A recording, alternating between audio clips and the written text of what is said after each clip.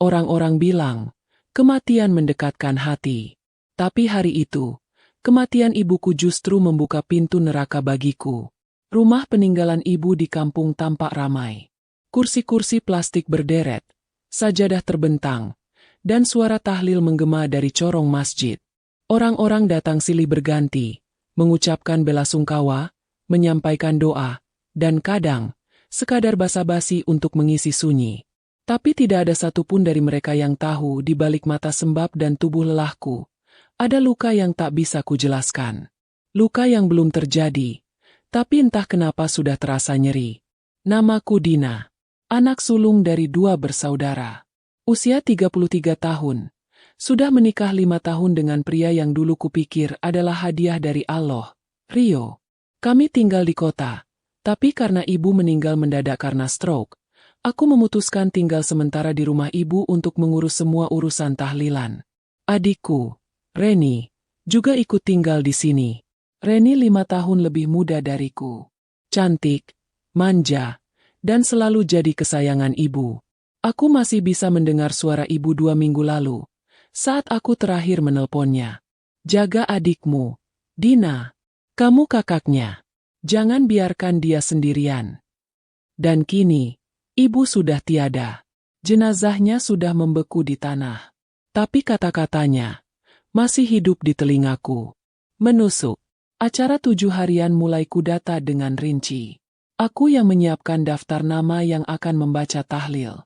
Aku yang mengatur konsumsi, logistik, bahkan sampai hal kecil seperti letak galon dan sandal di depan rumah. Rio, suamiku, banyak membantu. Dia terlihat sibuk mengangkat air, mengangkat kardus, mondar-mandir dari dapur ke halaman. Kadang aku melihatnya bicara dengan Reni. Kadang mereka tertawa kecil. Tapi aku anggap itu wajar. Mereka sudah seperti kakak adik. Pikirku waktu itu. Sore hari menjelang acara dimulai, aku duduk di kamar ibu. Memandangi almari kayu tua yang masih menyimpan mukena beliau, botol minyak kayu putih yang baunya selalu khas, dan tas kecil berisi kacamata baca yang kini tak akan pernah digunakan lagi. Air mataku menetes lagi. Aku lelah. Tapi aku harus kuat. Untuk ibu. Untuk Reni. Untuk diriku sendiri. Reni masuk tanpa mengetuk. Kak, itu tamu dari Bu RT sudah datang. Katanya mau bantu bagian konsumsi. Aku mengangguk. Iya, aku keluar sebentar lagi. Reni tak langsung pergi.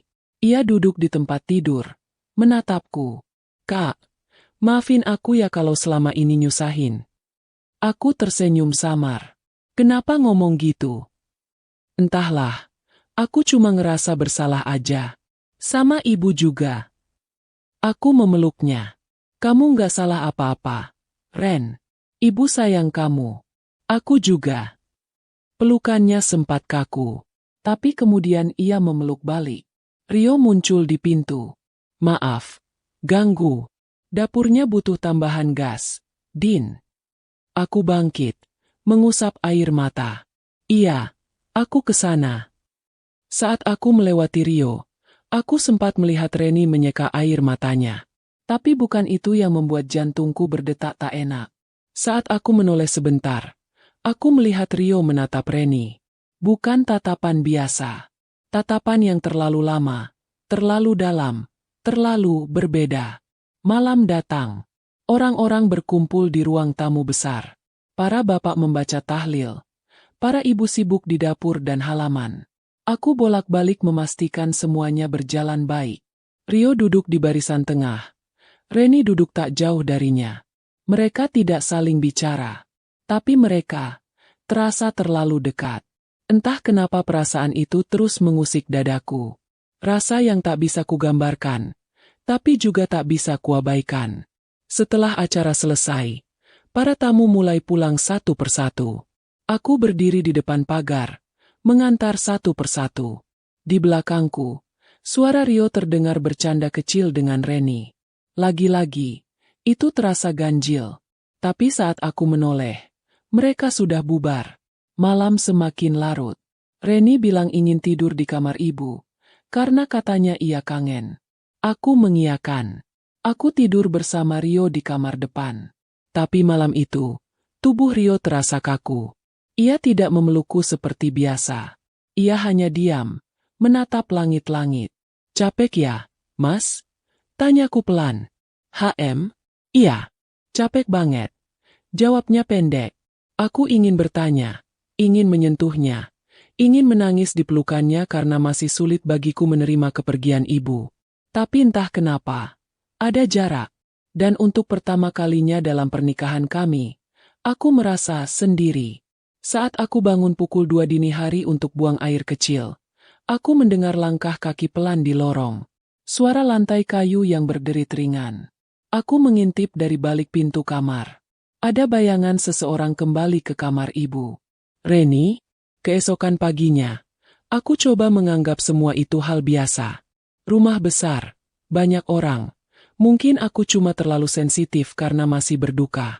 Tapi saat aku ingin mengambil ponsel Rio untuk melihat jadwal tukang tenda, aku menemukan layar terkunci dengan notifikasi satu pesan masuk. Dari huruf R. Kalimatnya singkat, tapi membuat dadaku mencelos. Aku gak bisa tidur semalaman. Mas masih ingat yang semalam? Aku gemetar. Tanganku dingin. Dunia seperti berputar. Dan itu baru permulaannya. Pesan dari R, yang kuyakini adalah Reni, masih terpampang di layar ponsel suamiku. Aku gak bisa tidur semalaman. Mas masih ingat yang semalam? Layar itu seperti menusuk mataku. Kata, Mas, yang ia gunakan, bukan hanya sekadar sebutan kakak ipar.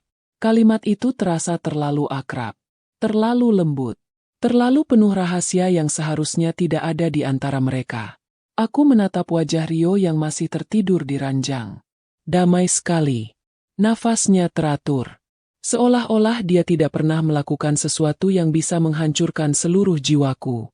Satu sisi dalam diriku ingin membangunkannya dan langsung menuntut penjelasan. Tapi sisi lain, sisi yang masih takut menemukan kebenaran yang lebih menyakitkan, membuatku diam. Aku taruh kembali ponsel itu di meja kecil samping kasur, dan perlahan keluar dari kamar. Langkahku tertuju ke kamar ibu. Kamar yang malam tadi ditempati Reni. Kudekatkan telingaku ke daun pintu. Hening. Aku coba putar gagangnya. Terkunci.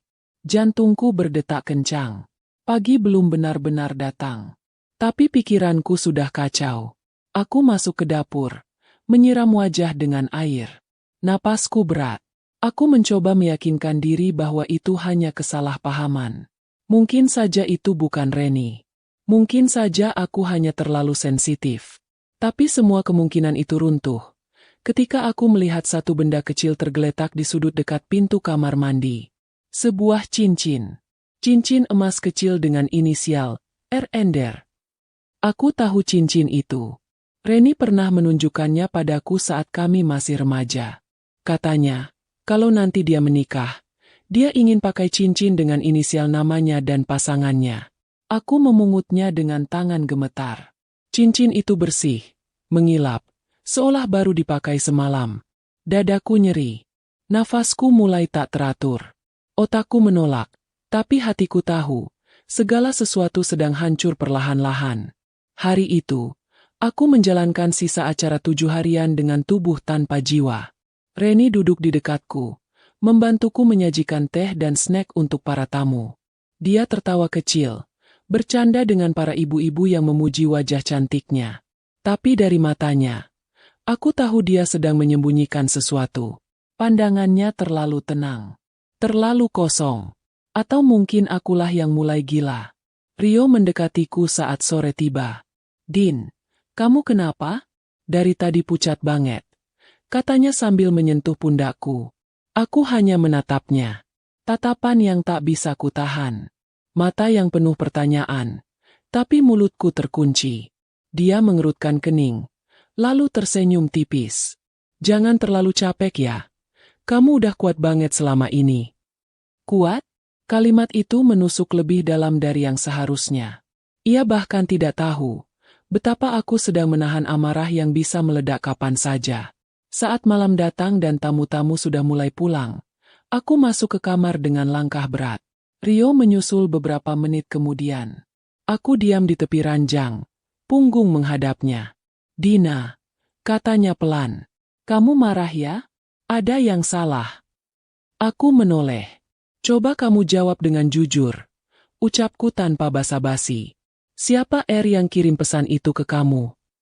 Ekspresinya langsung berubah. Wajahnya kaku. Sejenak, ia hanya terdiam. Pesan apa? Jangan pura-pura, Rio. Suaraku gemetar, tapi tegas. Yang semalam, apa yang kalian lakuin? Aku gak ngerti maksud kamu. Jawabnya cepat. Siapa? Kalian? Reni. Rio. Reni. Aku hampir berteriak. Kamu pikir aku bodoh? Kamu pikir aku gak bisa lihat apa yang kalian sembunyikan? Rio berdiri. Kamu terlalu capek, Din. Kamu ngelantur. Aku menatapnya tajam. Kalau aku ngelantur, jelaskan kenapa ada pesan itu? Jelaskan kenapa pintu kamar ibu terkunci semalam? Jelaskan kenapa ada cincin Reni di depan kamar mandi? Dia tidak menjawab. Ia hanya menunduk, memegangi kepalanya. Diam. Dan dari diam itulah, aku tahu, semua yang kupikirkan bukan sekadar ketakutan. Itu kenyataan. Air mataku menetes tanpa suara. Luka itu nyata. Bukan hanya karena suami yang berkhianat, tapi karena perempuan itu adalah adikku sendiri. Darah dagingku. Seseorang yang kusebut saudara. Yang kubela di depan ibu. Yang kupeluk saat dia menangis. Tiba-tiba, pintu kamar diketuk. Kak, boleh aku masuk sebentar? Reni. Rio langsung panik. Jangan sekarang, bisiknya tergesa. Tapi aku berdiri. Aku tidak takut lagi. Pintu itu kubuka lebar-lebar. Dan di baliknya, berdiri Reni. Dengan mata sembab. Dan tangan gemetar. Aku bisa jelasin semuanya. Kak. Aku menatapnya lekat-lekat.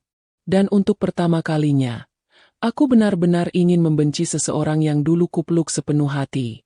Aku bisa jelasin semuanya. Kak. Suara Reni terdengar lirih.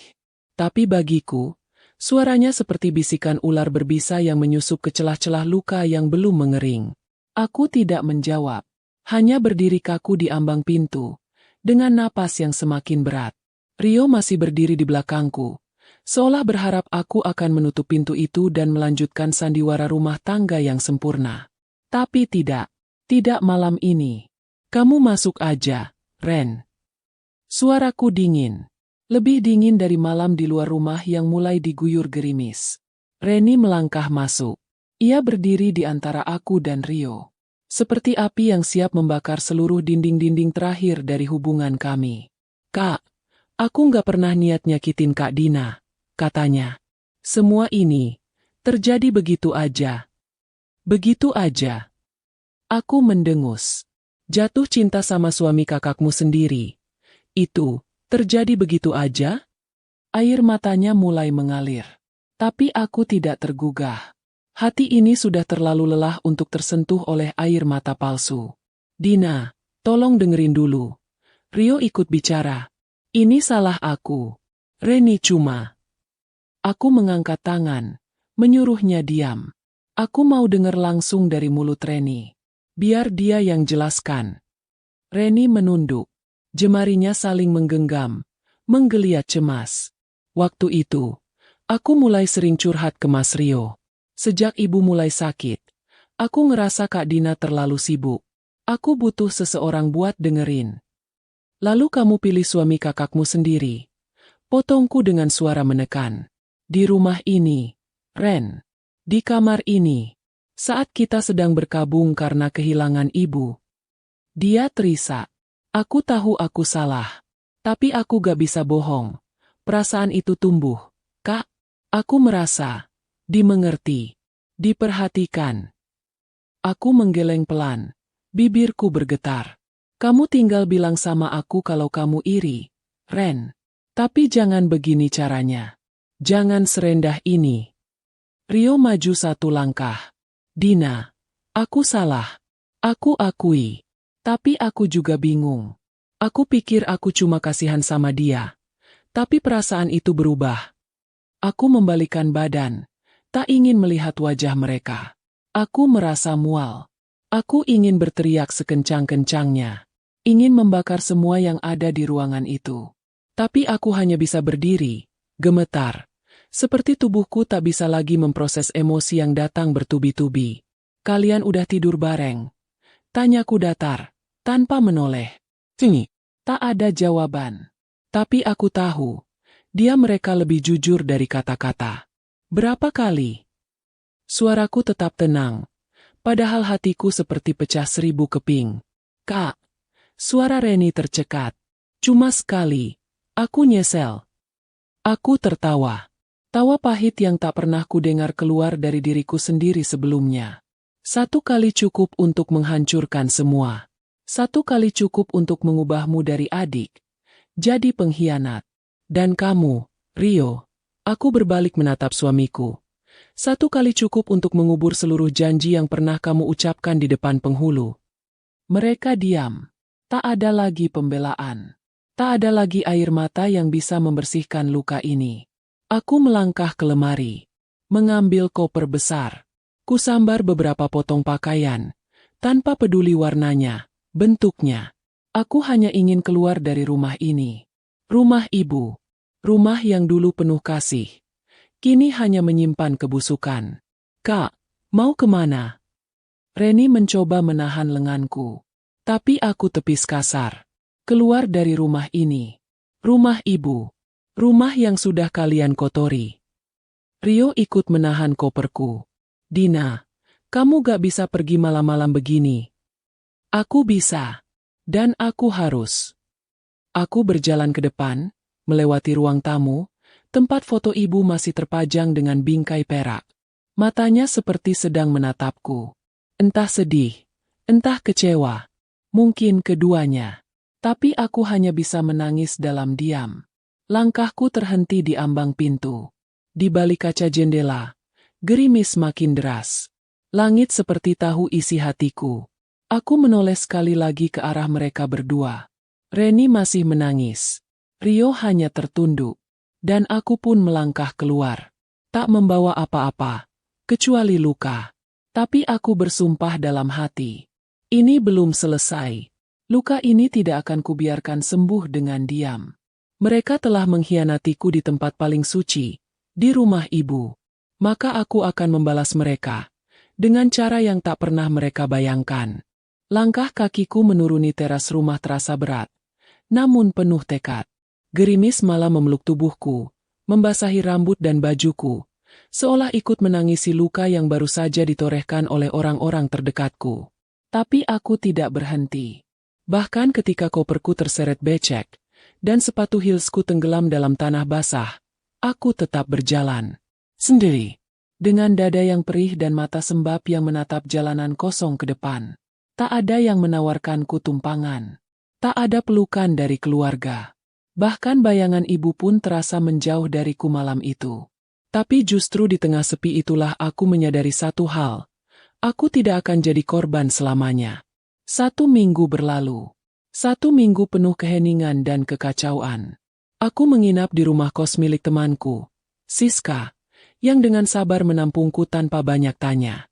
Tapi aku tahu. Ia ingin tahu. Semua orang pasti ingin tahu.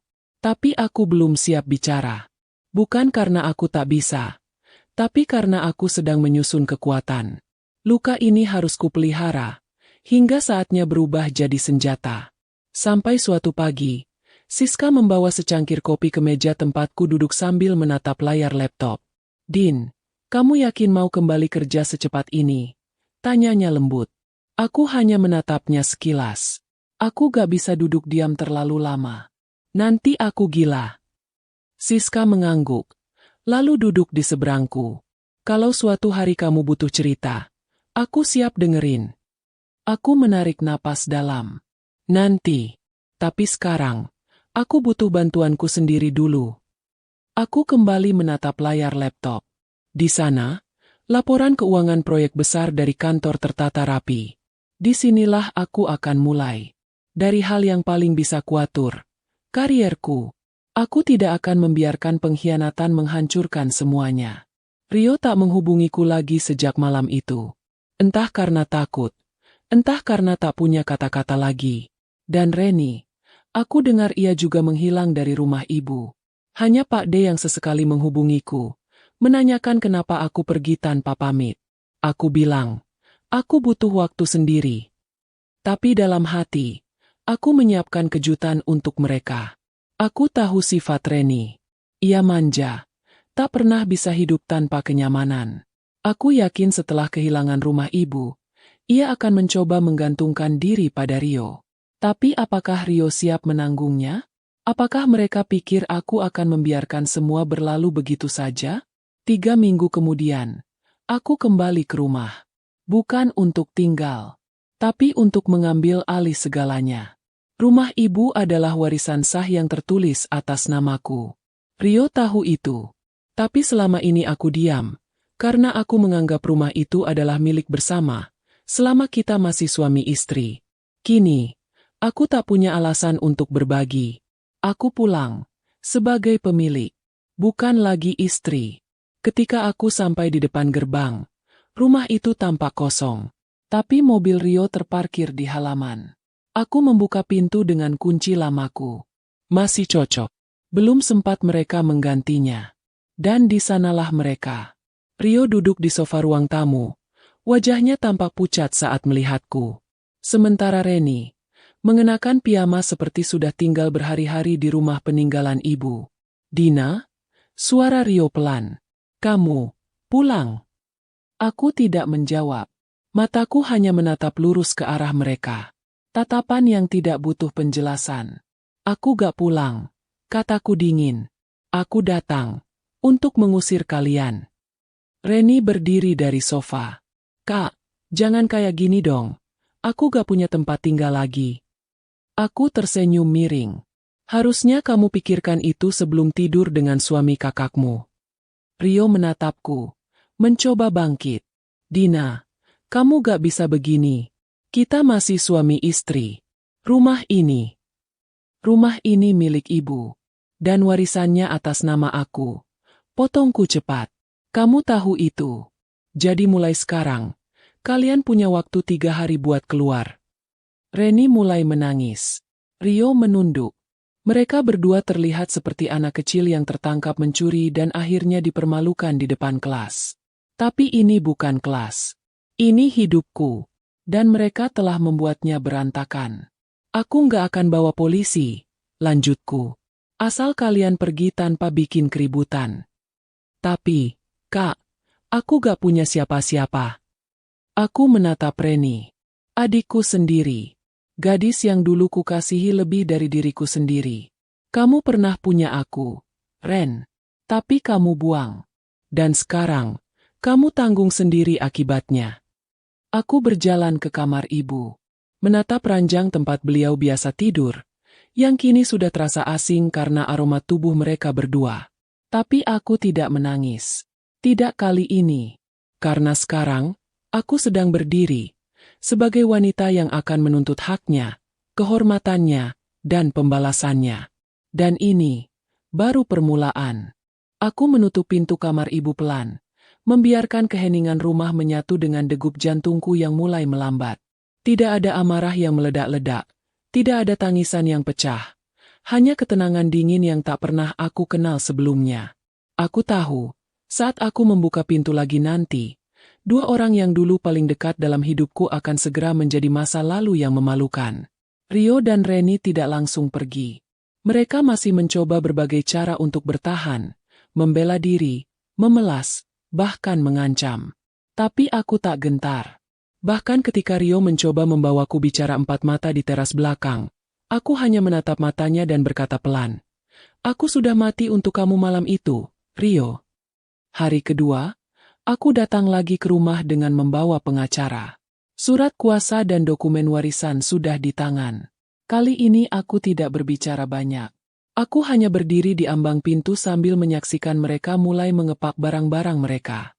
Reni tampak seperti bayangan dirinya yang dulu. Wajahnya kusut, matanya sembab, rambutnya kusut.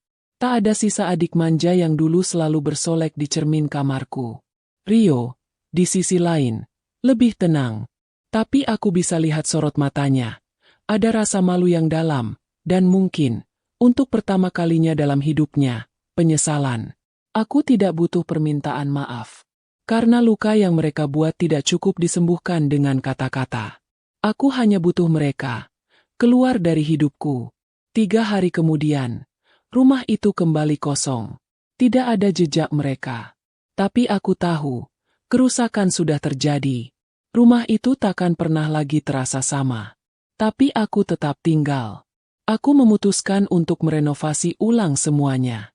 Merombak ulang dapur, cat tembok, kamar-kamar, bahkan lemari pakaian ibu yang selama ini tak pernah kusentuh. Semua harus berubah. Seperti aku. 1 bulan berlalu. Lalu 2 bulan. Namaku mulai ramai dibicarakan lagi di dunia profesional. Sebuah perusahaan startup teknologi dari Singapura mengajakku kerjasama dalam proyek besar. Aku terbang ke sana, menandatangani kontrak dengan kepala tegak, dan pulang sebagai wanita yang diincar banyak perusahaan karena kemampuanku. Bukan karena statusku. Bukan karena siapa suamiku. Tapi karena siapa aku. Dan pada hari Minggu yang cerah, aku duduk sendiri di kafe langgananku. Membuka ponsel, membaca pesan dari Siska yang berbunyi, "Kamu makin keren, Din. Gak nyangka, kamu bisa bangkit secepat ini." Aku hanya tersenyum. Tapi belum sempat menjawab. Aku melihat sebuah akun baru yang masuk ke Instagramku. Foto profilnya terlalu familiar. Aku buka, dan ya, itu Reni. Dengan akun baru, dengan caption pertama yang hanya berisi kata, "Maafkan aku, Kak." Aku tidak membalas, tidak menghapus, tidak memblokir. Biarkan dia melihat siapa aku sekarang. 3 hari setelah itu, aku menerima surat. Bukan dari Reni, tapi dari Rio. Tulisannya rapi, dengan tinta biru gelap. Surat panjang yang berisi kisah hidupnya setelah kami berpisah. Tentang pekerjaannya yang hancur. Tentang Reni yang ternyata hanya bertahan bersamanya 2 minggu setelah keluar dari rumah ibu. Tentang kesendiriannya yang pelan-pelan membunuh dirinya sendiri. Dan akhirnya, tentang permintaan maaf. Kalau saja waktu bisa diulang, aku takkan pernah menyentuh adikmu. Aku butuh kamu, Din. Tidak ada yang bisa menggantikanmu. Maafkan aku. Aku baca surat itu perlahan. Hati kecilku mungkin terenyuh. Tapi aku tidak meneteskan air mata. Karena air mataku sudah habis untuk mereka. Aku merobek surat itu dan membuangnya ke tempat sampah. Sore itu, aku berdiri di balkon rumah ibu, rumahku sekarang. Angin sore membelai rambutku. Langit menjingga seperti menyambut langkah baru yang akan kuambil. Aku bukan Dina yang dulu. Aku tak lagi memohon dicintai. Tak lagi butuh validasi. Aku bukan korban. Aku bukan istri. Aku bukan kakak yang dikhianati. Aku adalah wanita yang memilih untuk bangkit saat dunia meremukkan hatinya. Dan hari itu adalah hari aku hidup kembali.